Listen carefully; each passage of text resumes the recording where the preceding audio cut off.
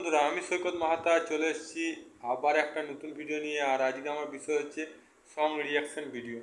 তো আজকে আমি যেটা সং রিয়াকশন দেখলাম কিছুক্ষণ আগে, সেটার নাম হচ্ছে ডাকাতিয়া বাসি, যেটা film upcoming film, Bengali film, যেটা 8 তারিখে রিলিজ হবে। এই অক্টোবর 8 তারিখে রিলিজ হতে চলেছে ফিল্মটা,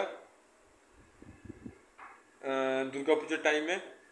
এবং এই ফিল্মটা যে একটা গান এসেছে, গানটা হচ্ছে আইটেম সং একটা, যেখানে কৌশানি অভিনয় করেছেন, নাচের দৃশ্য দেখা গিয়েছে। গানটা আমার কেমন লেগেছে সেটা আমি রিয়াকশান দিচ্ছি। গানটা আমার মোটামুটি খুবই ভালো লেগেছে, কোনো কথা হবে না। কারণ কি, এটা একটা ফোক সং উপর গুরুত্ব দিয়েছে, যে এতদিন বাংলা সিনেমাতে যে গুরুত্বটা দেওয়া হয়নি, সেটা শিবপ্রসাদ এবং নন্দিতার মাধ্যমে এই উইন্ডোজ প্রোডাকশন সেটা গুরুত্বটা দিয়েছে।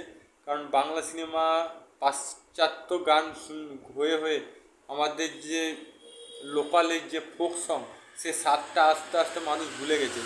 সেই গানটাকে আবার ফিরিয়ে এনেছে এই সিনেমার মাধ্যমে, বহুরূপী সিনেমার মাধ্যমে। এমনিতে তো ট্রেলারটা খুব ভালো হয়েছে, এই গানটার মাধ্যমে আরও ফিল্মটা হিট হতে চলেছে। কারণ কি, এই গানটাতে অনেকে রিলস বানাবে এবং এই গানটা খুব সুন্দর আছে, ফোক সং আছে, বড়োদের থেকে ছোটোদের সবারই ভালো লাগবে।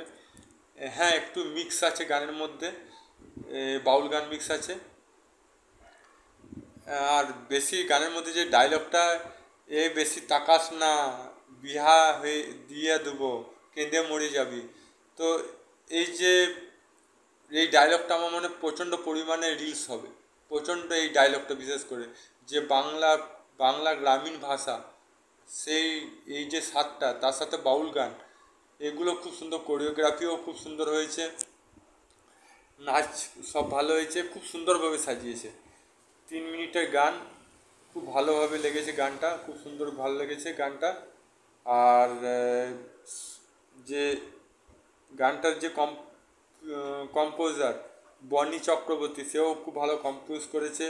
এবং ননীচোর দাস বাউল যে গানটা লিখেছে, খুব সুন্দর গানটা গেয়েছে এবং গানটা লিখেছেও ভালো। মতামত কি সেটা কমেন্ট বক্সে লিখে জানান এইমাত্র। আর যদি ভিডিওটা ভালো লাগে তো লাইক করুন, চ্যানেল নতুন থাকলে সাবস্ক্রাইব অল বাটনটি প্রেস করুন।